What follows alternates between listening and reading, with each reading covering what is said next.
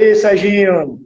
Grande Will, que aí como é que tá essa bela Manacapuru aí? Sobre uma coisa que seria interessante eu falar é porque eu fui infeliz na última sexta-feira em postar um vídeo. Não é que eu fui assim infeliz da maneira, porque você sabe, desde que eu deixei a prefeitura eu não tenho assessores, né? Eu sou assim, quando eu quero gravar um vídeo, igual tem um amigo meu aqui agora, me ajudando a fazer essa live, eu não entendo muito bem. Aí eu vi aquele assunto, né, que estava comentando que a prisão do deputado Daniel, lá do Rio de Janeiro e tal. Aí, não sei quem assim surgiu assim, vamos fazer um vídeo e tal. Aí eu fiz um vídeo, né, e tal, falei, gente, mas olha, eu sou uma pessoa que você vê que eu falo assim pelo coração, porque a mensagem que eu queria passar, na verdade, é que não era favorável ele continuar na cadeia. Sabe, isso foi na hora do emocional que eu continuei, porque tem muita coisa do Supremo Tribunal que eu não concordo. Por exemplo, eu só não gostei da maneira como ele atacou. Agora, as ideias dele, por exemplo, uma coisa que eu acho que nós temos que lutar nesse Brasil, que o Supremo Tribunal Federal acaba com aquela PEC de Bengala, de um cidadão entrar lá com 50 anos de idade e sair com 75 ser eterno. Não estamos numa democracia, não tem eleição no poder legislativo, não tem eleição no poder executivo. Então, que ele seja, é claro que a eleição deles, eles vão ter que ser juiz, eles vão ter que ser preparados, vai ter uma pré-eleição entre a classe como está, mas na hora de decidir, realmente, nem se for a OAB eleger. E outra coisa, mandato, ter mandato de 4 anos igual tem, para não coincidir.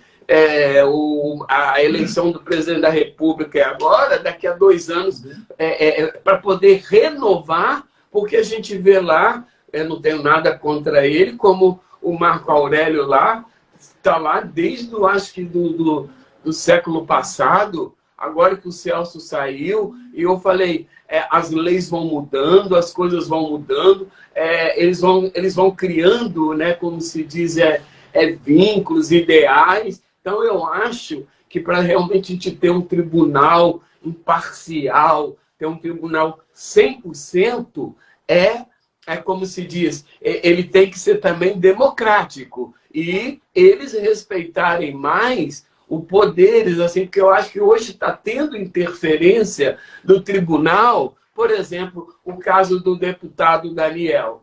O juiz decidiu mandar prendê-lo, mas precisou do aval do Congresso para o deputado ser mantido ou não. Porque eu achei que ele já podia ser liberado, acho que pode ter uma suspensão, porque eu não vou dizer que ele não errou, ao meu ver, ele errou da maneira como ele expôs, como eu também no meu vídeo, eu fui infeliz, eu reconheço. Às vezes a gente se trai assim na hora de falar, tá pensando numa coisa, né? Igual, por exemplo, às vezes a gente quer falar, eu não quero isso aqui, a gente sem querer, a gente fala, eu não quero essa porcaria. E às vezes aquela coisa é uma coisa valiosa e não é a porcaria. E eu sou espontâneo, eu não fico caçando palavras para falar bonito, para nada disso tudo. Então, aí, as pessoas que não me conhecem passaram aquela imagem que eu sou comunista, que eu sou um esquerdopata, que eu sou isso, que eu sou aquilo, que na verdade eles não conhecem a realidade do Espírito Santo, onde que, por exemplo, os últimos 2 anos, eu governei com um governo de esquerda que é contra mim, né? Com 3 deputados contra mim na cidade, apoiando esse governo de esquerda, e eu não recebi assim praticamente, a não ser o que é constitucional, que ele tem que os convênios, essas coisas e tal, mas as outras cidades eu vendo bem menor do que Colatina. Por quê? Você precisa ver como eu fui massacrado quando eu fui convidado pelo presidente Bolsonaro. Lá eles me chamavam de fascista, dizendo que eu era ditador, que eu estava contra o povo e tudo. E eu sei que não é isso. Eu sei que não é isso. Eu conheço o presidente Bolsonaro antes dele ser eleito, tive o maior prazer de estar com ele lá, sabe, conversamos. Vamos voltar a nos falar. Aí eles estão aproveitando, eu não sei se é gente de esquerda, o que é que eu não quero entrar nessa briga de esquerda e direita, aí fica querendo me levar para um lado político que não tem a minha ideologia, né? Eu sou do Partido Republicano, e eu realmente entendo as dores, não é só o Bolsonaro, mas todos os chefes de Estado, o problema que eles estão passando, que ninguém no passado enfrentou, que é essa pandemia. Você vê que ele estava preparado para investimento, essas coisas, a retomada da economia, mas humanamente foi para o auxílio emergencial, que isso é uma grande... Eu, como prefeito de Colatina, eu digo, olha que a minha economia estava tudo, como se diz, eu sempre fiz o dever de casa, eu tinha até uma certa reserva, mas como foi a importância da ajuda que o governo federal deu a todos os municípios, que eu não vejo o prefeito reconhecer isso, entendeu? Como se resolvesse os problemas da pandemia, sem contar. Eu recebi dois auxílios, né, a 720, que era realmente, eu recebi 4 parcelas, que o mínimo era para a saúde, mas depois eu recebi um valor maior que era só para a saúde. E graças a essa ajuda é que a gente conseguiu fechar o ano com tal. Isso a gente deve ao governo federal. Então, eu estou me desabafando com você, porque, assim, eu dei a minha opinião e as pessoas têm que ter tolerância também, porque o que está se defendendo mais também com Daniel? A liberdade de expressão, como eu também tenho. Como ele foi infeliz, que ele mesmo admitiu, ele pediu desculpa, eu acompanhei o julgamento dele lá no plenário, ele admitiu que foi tomado pela emoção. Eu também cometi esse erro. Eu também quis ter liberdade de expressão. O que eu errei? Que eu acho que eu admito que eu errei. Que lá na hora eu lembrei que tem um deputado aqui que é amigo nosso e tal. Eu tinha informação que ele ia votar contra e, na verdade, me informaram errado, que ele ia votar a favor da manutenção, me informaram errado, porque, inclusive, ele acabou votando contra a prisão, e foi aquele erro que eu fiz. Agora, no sentido, eu não quis condenar o Daniel. O que eu quis dizer? Ele infringiu a Constituição, ou em alguma coisa, porque ele jurou a defender a Constituição. E da maneira como ele falou, entendeu? Ele está certo que o alvo dele não era, ele não quis, como se diz, criticar a nossa Constituição.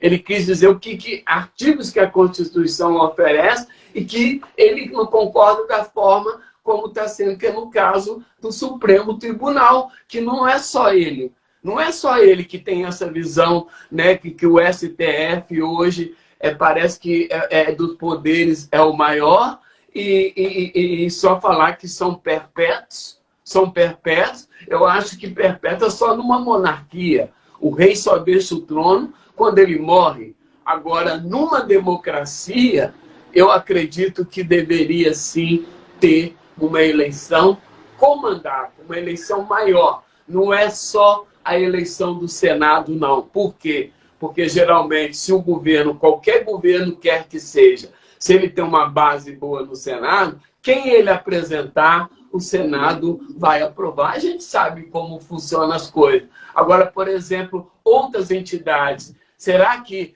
não votaria pela meritocracia? Agora, claro, o cara para poder disputar uma eleição dessa, olha só, chamando-me de cara, daqui a pouco eles vão me processar.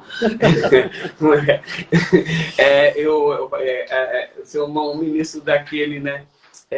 Como se diz, não agir certo, ele poder perder o cargo, entendeu? Ser destituído, ser julgado também, igual os deputados são julgados por eles mesmos, Então, é esse tipo de coisa que eu faço. Que o STF cumpre o seu papel em muitas coisas? Cumpre. Agora, que deixa a desejar, deixa, e muito, todos nós sabemos disso, e principalmente essa forma de realmente eles sentarem naquele trono lá e só sair de lá quando fazer 75 anos de idade, que, segundo, na época, essa lei que é conhecida como a PEC da Bengala, foi justamente feito para permanecer, que eles pudessem continuar lá até com 75 anos. Sérgio, essa questão do STF, inclusive eu tenho discutido muito aqui em algum grupo de amigos, né? Eu também não concordo com essa indicação de ministro para o Supremo Tribunal Federal, como você bem falou. A gente quer pessoas de carreira, juízes de carreira, né? Os juízes que fazem, que nem é na Corte Estadual, fazem concurso, né? E seguem carreira dentro do tribunal até chegar a desembargadores. Então, eu acho assim muito...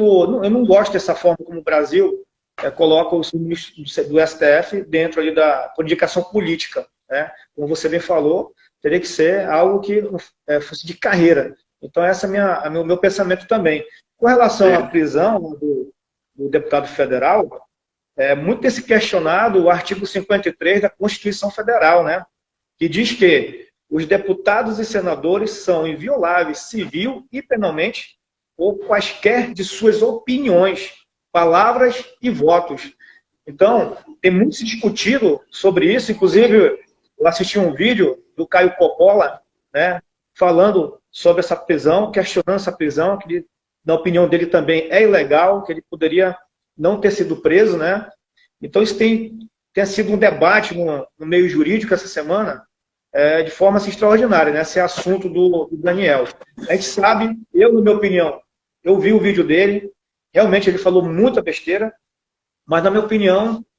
Mas igual ele falou, foi na hora, ele estava, sabe, estava em casa, ele não estava... Foi igual eu também naquele vídeo, eu estava num lugar, você vê que é um cenário diferente, eu não estava nem com intenção, foi uma coisa que surgiu, quer dizer, foi um vacilo, foi uma coisa impensada, que isso sirva como exemplo até para eu me corrigir, quando eu for opinar por uma coisa, entendeu? Eu não agir pela emoção, porque às vezes os grandes erros da gente, às vezes é agir pelo lado emocional, né? Mas eu acredito assim que ele deve ser assim punido, mas não ficar preso, sabe? Eu acho que agora, sim, porque na verdade o que eu quis dizer lá, que eu falei, votar porque eles iam votar, mas eu pensei que iam votar pela manutenção e depois iam relaxar, ele poderia ter uma suspensão ou alguma coisa, se ficar comprovado realmente que ele cometeu o crime. E na hora assim que eu também fiz aquele vídeo, que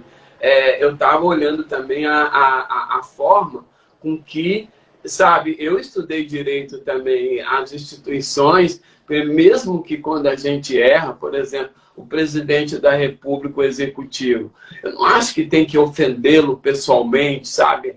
Mexer com a família dele, ou ameaçar ele, ou qualquer coisa. Discute o tema, presidente, eu não concordo com essa lei, ou essa eu concordo. Assim que tem que ser a democracia. O que eu acho, o que está acontecendo no Brasil, é a chamada bola dividida.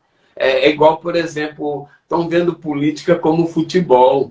Aqui, por exemplo, nessa região sudeste, onde o Flamengo e o Vasco, aqui Espírito Santo e Rio de Janeiro, tem grandes torcidas, está parecendo isso. Quem é Vasco, quem é Flamengo. Aí o outro, por exemplo, se eu falo uma coisa que é a favor do Bolsonaro, vem o outro lá me chamando de fascista, de ditador. Se eu falo alguma coisa que às vezes vai de acordo com a opinião contrária de um apoiador, você é comunista. Não, não é essa forma. Eu, por exemplo, eu não sou comunista. Todo mundo sabe que eu não sou comunista, como eu também não sou fascista. Eu sou um democrata por excelência. Eu sou um democrata por excelência, porque eu respeito todos os tipos. Tanto é que o próprio governo meu, quando eu ganhei as eleições, eu convidei 2 candidatos que disputaram a eleição comigo para fazer a parte do secretariado, que eu falei, acabou a eleição. Eu mostrei que naquele momento eu não era prefeito de um grupo político, eu era o prefeito de todos os escolatinenses. Agora aqui, o comissário, o candidato dele perde, o presidente não me representa. Representa sim, queira ou você não queira, representa, porque ele é a autoridade constituída para governar o país. O deputado, por pior que ele seja ou não, ele não nasceu lá dentro do Congresso. Ele foi lá por... Ele pode representar mal, mas que ele representa sim. É verdade. É uma situação assim complicada, né? As pessoas eles levam a ideologia política muito para o pessoal, né? Nem você não, e o oportunismo, por exemplo, eu senti que pessoas da esquerda, que eu sei que são das esquerdas, não estou querendo criticar a esquerda, a direita, nada, estou citando que tentando jogar a imagem como se eu fosse esquerda e como se eu fosse contra o governo Bolsonaro, porque, primeiro, quando eu falei do deputado Daniel, eu não estava nem pensando no apoio dele ao governo Bolsonaro ou não. Eu não estava pensando no governo federal, mesmo porque o Bolsonaro não tem nada a ver com essa situação. Eu acho que, pelo contrário, às vezes é mais um problema que é criado, ele já está com tantos problemas, né, na sua cabeça, que às vezes um aliado querendo ajudá-lo acaba até colocando ele em má situação. Eu tenho certeza que o Bolsonaro pode até concordar com determinadas coisas que ele faz, porque o Bolsonaro mesmo, segundo a mídia e o pessoal todo, um que é tido como se fosse, como se diz, massacrado pelo STF, né? A gente vê isso tudo. Eu tenho certeza que ele também não concorda com certas coisas que o Daniel falou. Então, eu acho que é dessa forma. Mas, para mim, isso é uma coisa passada, que o Daniel volta em breve lá ter seu mandato e que isso sirva de lição para ele, né? E que realmente a gente possa começar assim, ter diálogo, né? Tem que ter assim, tolerância. E assim que teremos a liberdade de expressão com diálogo e tolerância. Porque você fala que você é democrata, mas se você não aceita a minha opinião, você não é democrata. Né? Dentro da corrente filosófica lá, Voltaire já dizia, dentro do iluminismo, posso não concordar com nada que você diz. Quer dizer, nas palavras minhas, ele diz, mas defenderei até a morte o direito de você expressar. E isso não foi há 10 anos atrás, isso não foi no século passado, gente. Isso foi, como se diz, há muito tempo. Então, é preciso que as pessoas entendam que quanto mais avançar, nós temos uma democracia onde tem tolerância. O candidato que perdeu uma eleição, ele começar até querer voltar ao poder, mas da forma dele, apresentando as propostas deles, não querer ficar torcendo quanto pior é melhor, querer se chegar ao poder em cima da desgraça, entendeu? Querer torcer para o fracasso de um presidente ou de um governador com um prefeito, é torcer contra o povo, porque quem vai sofrer as consequências é o povo. Mas eu tenho fé em Deus que o Bolsonaro não vai fracassar, ele já está provando que ele tem coragem, e quando ele ia mostrar o governo dele ainda, veio essa pandemia. Geralmente a gente sabe que eu fui prefeito, Deus sabe como foi meu primeiro ano de governo, sabe?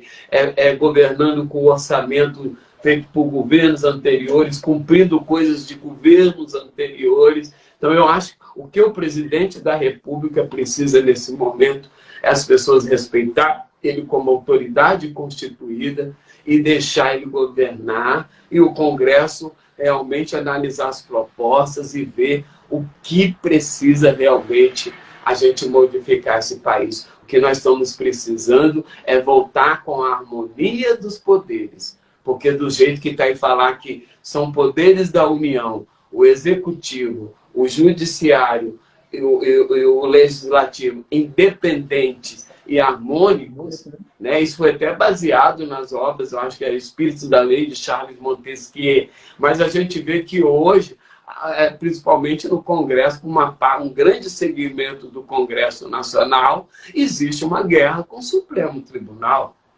Cadê essa harmonia? Cadê essa harmonia? Como o Supremo Tribunal também está sendo muito acusado de intervir. Hoje, por exemplo, se o Congresso aprova e o Supremo diz que não, quer dizer, não valeu nada o trabalho do Congresso. Então, quer dizer, é complexo? É. Mas é graças à democracia, é graças a esses conflitos, essas coisas, que a gente vai, né, encontrando.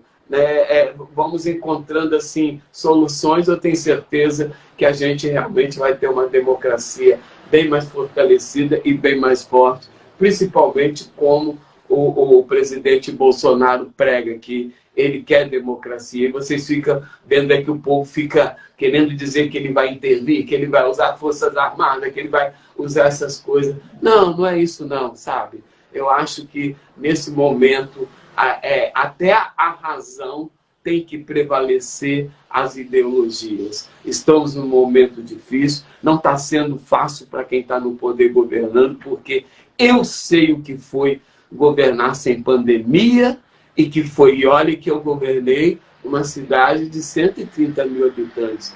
Imagina um presidente da República que governa um país com 5.500 e poucas cidades, em um país tão gigantesco, né, como esse, que na verdade é um país que é um continente.